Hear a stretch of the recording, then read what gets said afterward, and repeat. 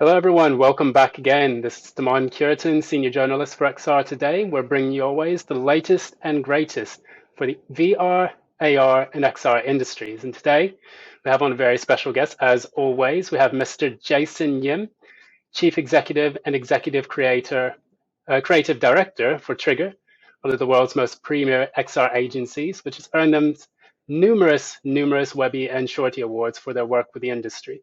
So, Jason, it's a pleasure to have you on today. And thanks for having me on, Devon. Excited to talk today. Great, great. Yeah, today we have some storms over in, I guess it was sunny North Carolina. Now it's a bit rainy. Well, hopefully there's not too much noise, but we'll go ahead and get right into the juicy bits of the interview. So, for you, you've just attended the AWE, the Augmented World Expo 2022. What kinds of things did you notice at the event, and how did your company present its solutions to that? Yeah, it was we've been attending this event for many years. Our first AR project was in 2009, so we've kind of been a pioneer in this industry, and it's been great to see the event kind of mature over time. I think even a handful of years ago, it was still very kind of niche technology, and then now in the past few years, even with the pandemic kind of slowing things down, like things have exploded. It's I think the general takeaway is like you could feel how much AR has is moving from kind of curiosity to something that's meaningful across the board. So in terms of hardware, in terms of software solutions, in terms of kind of companies and brands being involved, it's definitely moving away from the niche market into something much more broadly interesting and powerful for the industry. Um, Absolutely, yeah. And were there any, I guess, were there any brands or any collaborations that you noticed there that really stood out to you? Yeah, I mean, I think some of the big changes, big announcements that I thought were really impactful, Niantic, and what they're doing with Web AR and Eighth Wall, and of course with the ARDK as well. So kind of one democratizing these key AR capabilities to as many developers as possible, but now offering them through Web AR make removes so much of the friction for the consumer themselves. So one approach that we have with our clients is you reserve uh, because of the kind of low download rate for app, like the high friction to get a consumer to download a new app, you kind of reserve apps for the biggest titles possible, or unless you have an app that's already has a lot of consumers, you can add AR capabilities into that.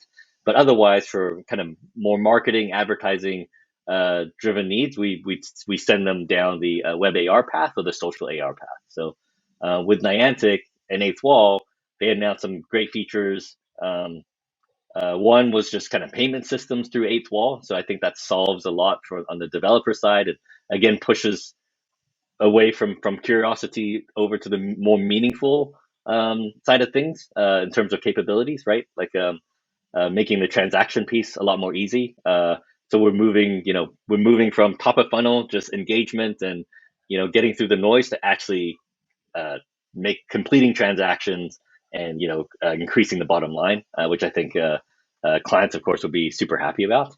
Um, but then the other piece is VPS, so that the visual Mm. positioning system. I think lots of people have been playing with VPS. We actually were part of Google's VPS early VPS program. I don't know, must have been 7 years ago, where they scanned our office in, and we could kind of use their early technology within our space. Um, but I think the key ingredient to VPS is that you need a persistent map everywhere. So Mm. all these people that are launching it on their own, if I have to change my VPS tech when I walk from one building to the next building, it's kind of useless, right? You have to find another provider each time you move to another area. Um, but the fact that Niantic's tackling it, and the fact that they did Pokemon Go, and they have like this worldwide map already, like that is meaningful, right? Like the idea, like they actually have a path to success for this kind of persistent world that's mapped, and you have BPS information, across the majority of the globe. Like that is when you say Niantic, when Niantic says that, it sounds believable and it sounds achievable. So I think that's going to be the big difference. And the fact that now it's good on Web AR just makes it more easy for every consumer to tie into it. So we're really excited about that. And then the other thing I think, again, this idea of like from curiosity to meaningfulness is the HMD uh, uh, products that were out there. You know, there's a big Qualcomm announcement. Their Spaces tool is now publicly available. But then there's also a lot of advancement on the hardware side. So I think what you're seeing, we've done many HMD projects in the past, a lot for enterprise, a lot for like CES presentations and demos and stuff with early hardware. And I think you're getting to a point now where um, the blockers for actual adoption are starting to really go away. You know, the field of view is getting much wider. I tried the new Magic Leap that has like the ability to dim the glasses and individual pixels to make AR like the overlays stand out a lot better. You know, so it fixes some of the brightness issues. There were some glasses out there with really great aesthetics. So I mean that's key on the consumer side. Processing power is increasing. Another Qualcomm announcement was some of the untethered glasses as well. So all these things that were, um, a few years ago, we could try them on, we could develop on them, but would a consumer have heavy glasses with a wire that sticks to a, hockey puck, on your belt and walk around all day with it? I think everyone knew the answer was no.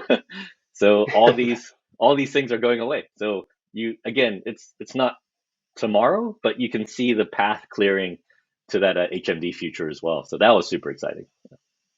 Absolutely. Yeah, it's a great examples of what the AW has to offer, and I think that each and every year they seem to present newer and newer cases that people can use for augmented reality, and even VR and XR type of solutions. So each and every year we'll get a chance to see what companies are creating and what they're developing to kind of get the industry's ball rolling.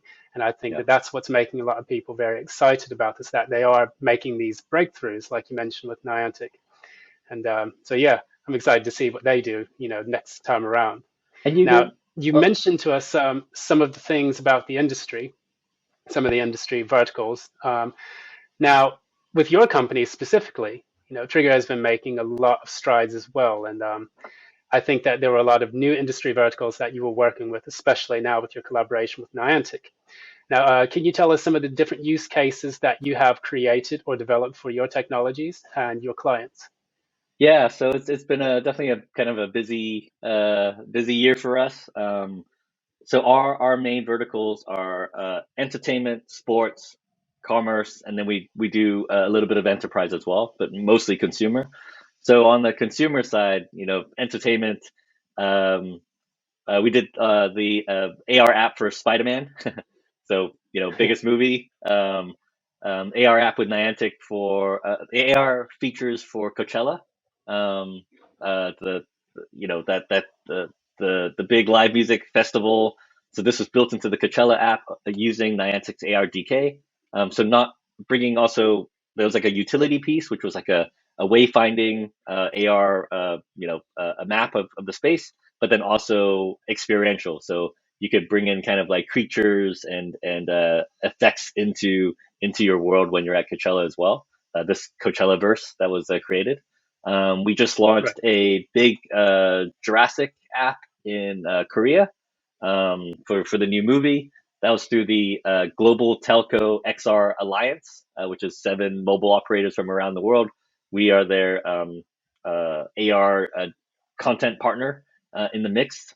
So this first launch is in Korea because the funding partners are coming out of Korea, but this will soon come to the US as well. On the sports side, we did AR for the Super Bowl. So for the halftime show, we did the AR portal into the halftime show, which had some amazing numbers. And then our recent launch, also with Niantic, is the PGA Junior League. It's called it's a golf game to teach the young players, the basics of golf in a kind of fun narrative way, but in full AR space. And on the commerce side, recently we've done many launches for Molson Coors. So our recent one was actually in April. It was a big like a home run game. It was at retail, um, but it's a kind of continuation of I think close to 15 projects for Molson Coors in the AR space. So they are definitely taking it very seriously in terms of using AR as part of just their uh, the more exciting way to kind of connect to the consumers across many different brands and locations. Absolutely, absolutely, and yeah, I'm looking forward to see what you do, next with the technologies because Yeah, I'm going to give the PGA golf game a go. I have some awesome. nieces and nephews that are probably dying to try the game out as well because my family is a big golfer, PGA supporter, Oh, so I that's think great. that would be really nice to see. Hopefully, they'll be blown away by the technology. Yeah, no, I'm really curious. Like, please let us know if especially with the your younger nephews and nieces, like once they play the game, and then you talk to them about, or take them out on a course and play golf for real. Like, is there that connectivity? Because there was so much kind of work with the PGA to think about what are these core lessons that we want to transfer over. So, club selection, or how to use your like the fairway distancing and stuff like that. Like, does that translate once you get onto once you get that they actually get a club in hand, is kind of like the next level for us to achieve. Oh, and then I Right. forgot to mention on the enterprise side, we are working with a major automobile manufacturer on their design side, so with their advanced design team. But we're using the Vario headset, so it's like a full mixed reality solution with live actors in your virtual world, at 8K resolution or whatever. So um, some really exciting things going on that side too. Yeah, that's a very nice solution as well. I think I remember seeing that at the I think it was the ISE 2022. They had the Vario Teleport and what was the other one? Yeah, the Aereo headsets. Hmm. Those were really nice. But the teleport solution that they've made is really collaborative, and I think that's going to help out a lot of new agencies and a lot of new enterprises working with it. Yeah, I mean, obviously that headset is too expensive on the consumer side, but if that shows where we're headed, it is like an amazing experience. That kind of fidelity is it definitely is a game changer, and I'm sure it's just around the corner on the consumer side too. Absolutely. Now, I wanted to ask you this. So, moving forward into 2022, so we have, potential company goals that you're looking forward to, reaching this year, maybe next year. Um, what are some of those for your company, Trigger? And have you been able to forecast any future trends that the industry should monitor? Yeah, I think for us, a few company goals that we could share for this year. One was this shift for us between agency slash campaign work and product development work. So, in the Mm, past, we were using AR and XR primarily for marketing reasons. So these would be, you launch a movie, you launch a product, there's a new store opening or something like that, and it'd be kind of a short term. You're trying to get a a blip of activity, and then that moment passes in time. In the past couple of years, we've seen a shift. Uh, uh, Not away from that. Like, some of our clients are still very much focused on that, but we have a whole new set of clients that are working on much longer term projects where AR or right. XR is a full on product. So we're building out a full product team. We brought on a VP that was a ex Lucasfilm, a previous client that was the head of product for the Star Wars app, um, and then several team members under that. But changing the way we kind of design, strategize, and then build these kind of long-term products that will also have a kind of live ops, ongoing kind of a maintenance after we build it as well. So that's been a big shift for us, and I think that speaks to this kind of growing trend of, again, moving towards something more meaningful versus just a curiosity. Um, we've been Mm, another big goal for us is growing these big strategic partnerships that we have, and I think this is we see this across the board now. We see a lot of the kind of big uh, foundation players kind of knocking on our door and asking to partner because they know that we can actually deliver and we have the experience to build something that can actually launch and get to the consumer. So Niantic, Eighth Wall, that's one example. Qualcomm with Qualcomm Spaces on the HMD side, we're a launch partner for them as well. That telco alliance I mentioned, and Real Glasses is another one, and then Adobe is a recent partner there too. But I think Right. that that speaks to this idea that uh, it's not going to be one individual player that's defining the future. There are so many people kind of building the foundation from the hardware, software. Verizon and the telcos providing the connectivity and 5G, like all that. Uh, all that foundation needs to be built by many different people, but that's not enough. All of that also needs a content layer on top in order to kind of like pull the consumer in and educate the consumer on how to use this and what the benefits are. So they it's not enough to just build the technology. You're going to have to lead the horse a little bit closer to the water. All this Right. great Right. tech that's being built, there has to be a consumer experience that sits on top of that, that shows why it's relevant. So I think that's the play. That's the place that we're finding a lot of energy right now. So, and then another big goal for us was kind of expanding our services into the metaverse. So there are a lot of people, of course, advising on the metaverse, but our clients are finding us kind of as a, a unique partner because of all our experience building. So our our strategy, our thinking comes from building first. Getting our hands dirty and actually deploying and executing like 275,000 hours in this space versus Mm. coming from it from a pure academic theoretic point of view. So we have several advisories actually in motion right now with some of the world's largest entertainment and retail partners, basically kind of planning for 2023 and beyond. Those are really exciting because um, the mission on those again is shifting away from, hey, let's just do things that are buzzworthy and press worthy, which is also great, but there are uh, real connections into inventory, into sales, into targeting certain uh, consumer groups. Like it's it's um it's a much more thoughtful exercise, I think, and I think the projects that will spin out of those, you'll see it will be very targeted and much more successful instead of just, hey, this is cool technology, how do we make something that's a great eye candy that people could look at? We're actually trying to change the bottom line with those advisories. So Absolutely.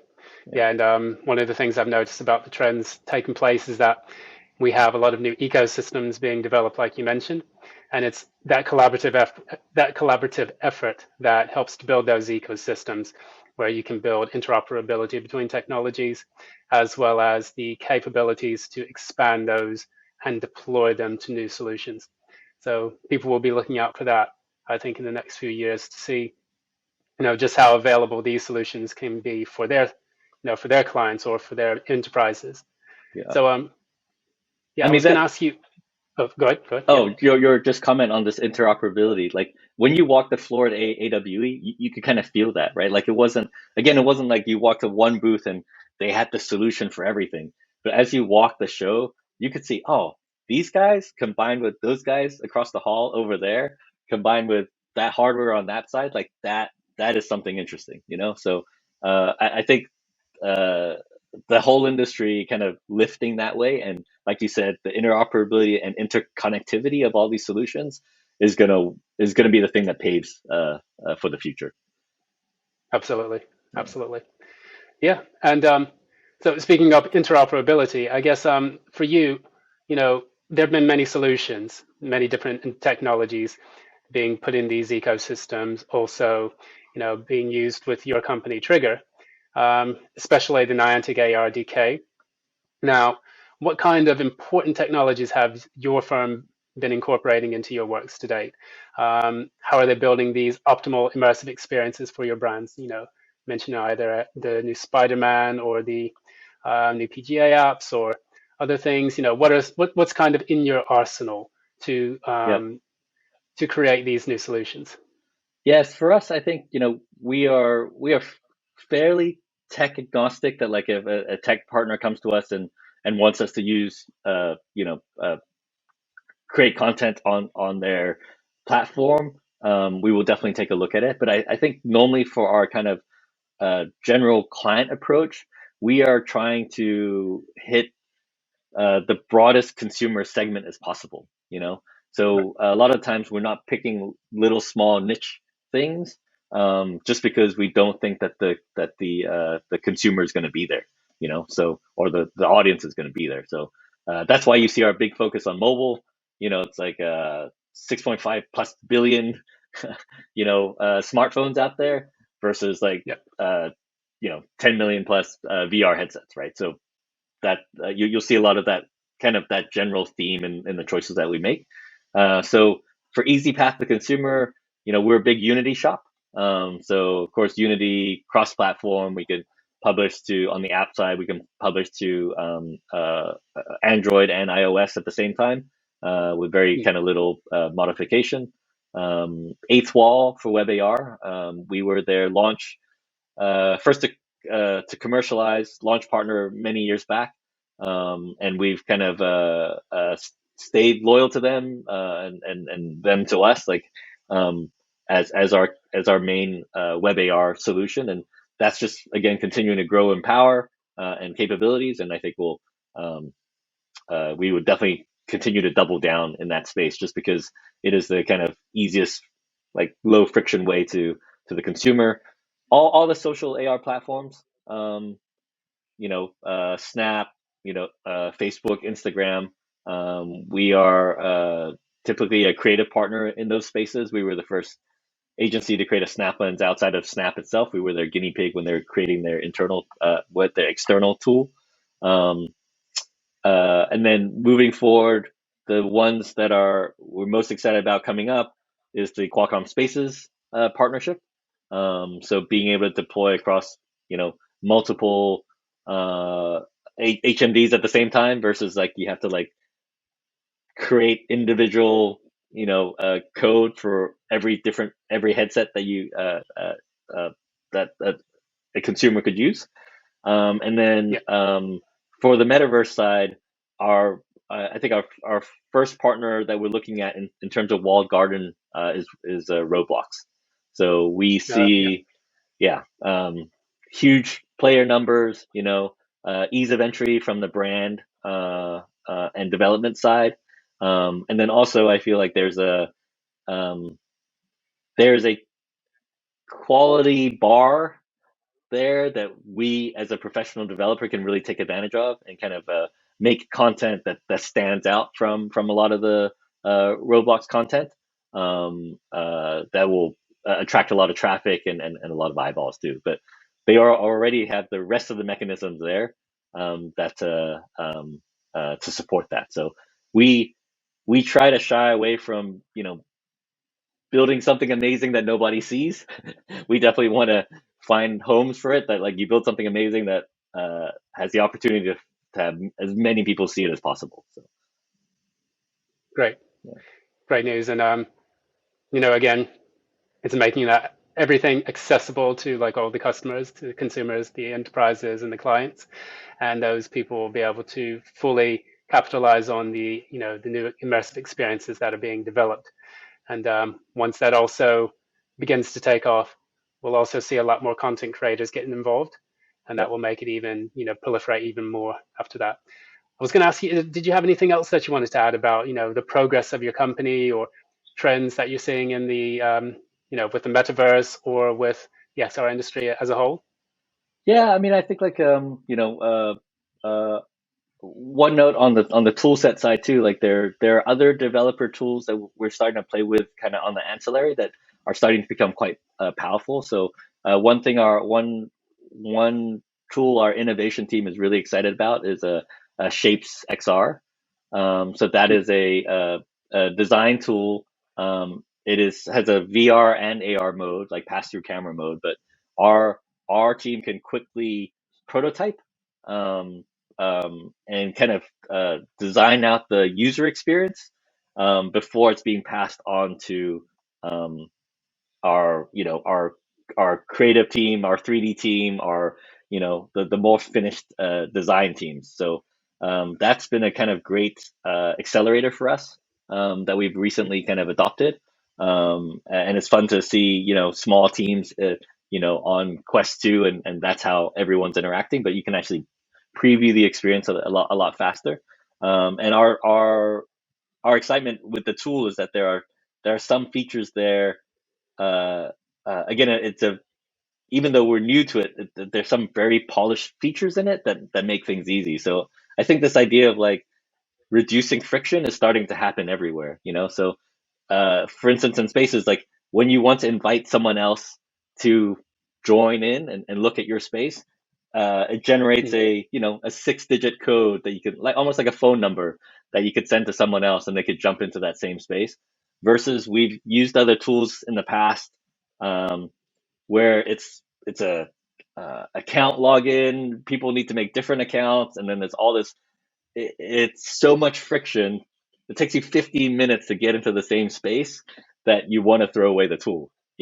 And in this case, Right. we got into the same space in like 10 seconds, right? So um, I think that's a big learning that you'll see the rest of the industry start to take too. Like a lot of the friction on these new experiences are things that you don't that aren't that are kind of outside of your core AR experience. It's all the friction leading up to getting there that is going to be a detriment for consumers. So once a lot of that starts clearing, that's going to be great. And then the other thing for us too is um, an important piece for us to prove out this year is kind of our perspective of the metaverse.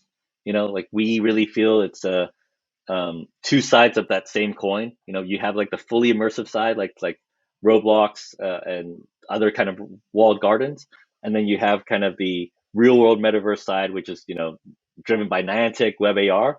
Um, I know there are players that are focusing on either or.